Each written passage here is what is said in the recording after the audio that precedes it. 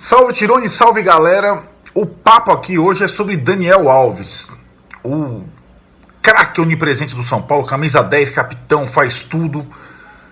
Fraturou o braço e vai ficar um tempo afastado dos campos. Qual o impacto que a ausência do Daniel Alves tem no time do São Paulo e no trabalho do técnico que tanto o adora, o Fernando Diniz?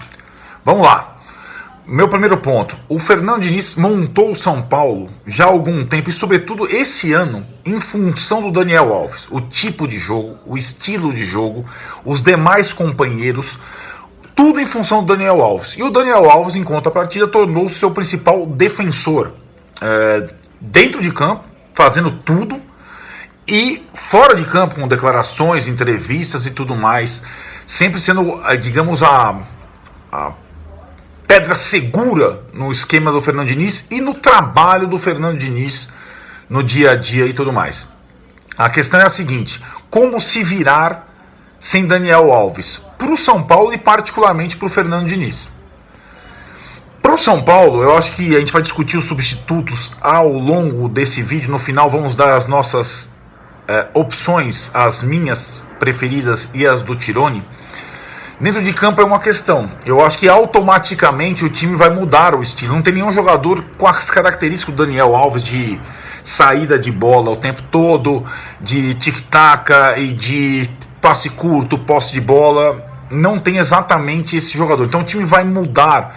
E tem uma coisa interessante: muito poucas foram as vezes que o São Paulo jogou sem o Daniel Alves começando as partidas. Esse time do Diniz quase sempre teve ele como titular, iniciando e finalizando os jogos todos. Partidas poucas que o São Paulo jogou sem o Daniel Alves foi quando o time foi inteiro reserva, e não são tão representativas.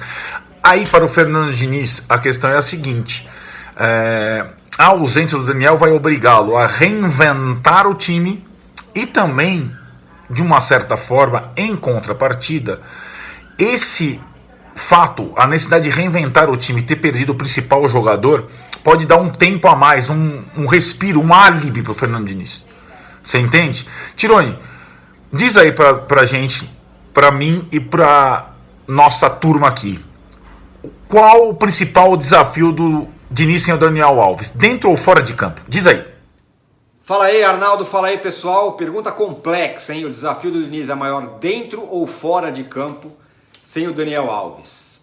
E para o Clássico? Bom, o desafio imediato é o Clássico. Ele precisa arrumar um time, formar um time para jogar, disputar o Clássico de maneira forte. Mas é o seguinte, o Diniz, foi o Diniz quem criou esse time que gira em torno do Daniel Alves, certo? Como o Daniel Alves de meia, que eu até acho que é uma ótima ideia, acho que ele é a posição onde ele pode render, embora muita gente prefira ele na lateral, mas eu gosto dele como meia. E o time gira em volta dele, e essa é uma criação do Diniz, que eu apoio. Considerando que é uma criação do Diniz, eu tenho que acreditar que o Diniz tenha uma alternativa caso o Daniel Alves não possa jogar. Já tenha ela na cabeça, desde sempre, desde antes da contusão, né? Porque se não fosse por essa contusão, poderia ser por suspensão, poderia ser por cansaço que o Daniel Alves já está apresentando, isso está claro. Então eu imagino que o Diniz já tivesse na cabeça dele uma alternativa de jogo sem o Daniel Alves, né? É isso que eu espero no fim de semana. Eu não posso acreditar que ele vai chegar e falar: eu perdi o Daniel Alves, então portanto o meu time vai ser fraco. Não, eu acho que o Diniz teria que ter uma alternativa para esse jogo. Então se o desafio dele é mais dentro ou fora de campo, acho que é dentro de campo. Acho que ele tem que fazer um time para esse fim de semana sem contar com o Daniel Alves. Esse é o meu ponto.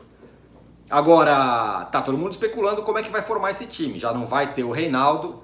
Eu vou abrir mão de comentar sobre o Reinaldo e as decisões estúpidas que ele toma ao longo de todos os jogos do São Paulo, mas tudo bem, o Reinaldo tá fora. Ele já vai ter que ter um lateral, talvez o Léo vá para lateral e aí vai ter um zagueiro dentro da área, e aí eu acho que tem que ser o Bruno Alves. Essa seria a minha formação. Mas antes disso tudo, eu quero saber de você, Arnaldo.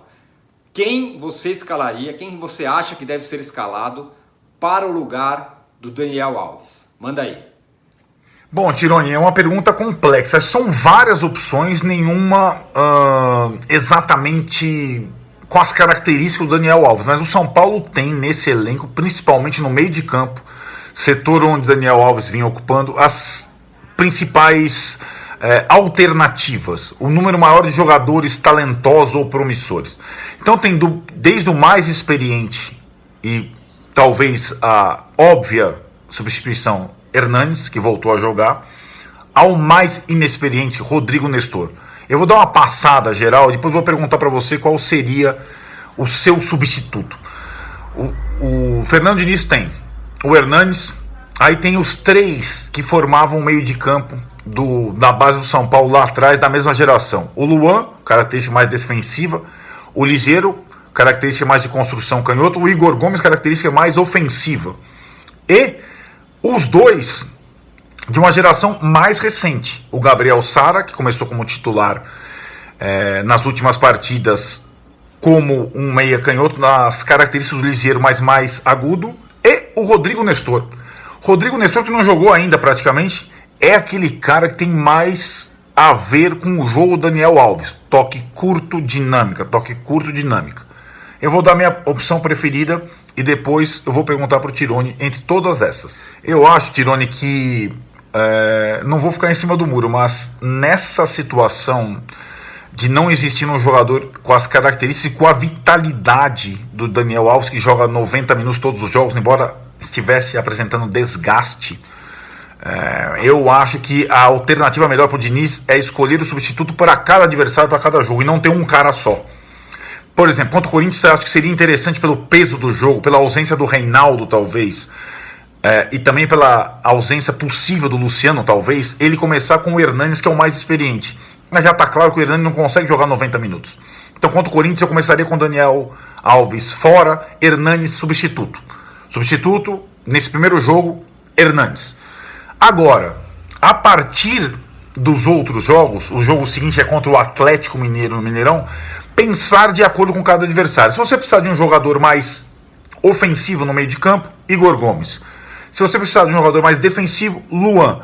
E aos poucos, com Liseiro, Gabriel Sara e Rodrigo Nestor, que passa a ter mais jogo, e colocando eles aos poucos nas funções ocupadas pelo Daniel Alves. Então, Hernanes para o primeiro jogo, depois revezamento. E para você, Tirone, quem é o substituto ideal para Daniel Alves a partir de agora? Diz aí, Tirone. Bom, vamos lá. Eu vou falar especificamente para esse jogo do fim de semana, clássico contra o Corinthians, como eu armaria o time. Eu mexeria em duas posições. A do Daniel Alves, que já não estará, e eu mexeria em mais uma. Ah, vai mexer em duas posições, não é pior, não sei o quê. Não, eu acho que seria uma forma de deixar o time mais seguro. Eu faria o seguinte, Arnaldo e amigos. Eu colocaria o Luan de primeiro volante, liberaria um pouco mais o Tietê e colocaria o Hernanes no lugar do Daniel Alves. Então meu meio de campo formaria com Luan, Tietê, Hernanes. E o ataque com Luciano, se jogar, Pablo e Vitor Bueno. Esse seria meu time. Tem essa questão aí na lateral, na ponta, de saber se o Luciano joga ou não. Vou repetir. Luan, cabeça de área, primeiro volante. Tietê, mais livre para tocar o jogo. E Hernanes, por causa da experiência, porque chuta bem, porque é um clássico e tal. Esse é o meu time. Eu quero saber de você em casa. Qual é o seu time? Escala aí o time pra gente, sem o Daniel Alves, para esse fim de semana contra o Corinthians. Aproveita e aperta o sininho, dá o seu like, pelo amor de Deus, no nosso canal. Faça a sua inscrição e a gente volta a qualquer momento. Valeu!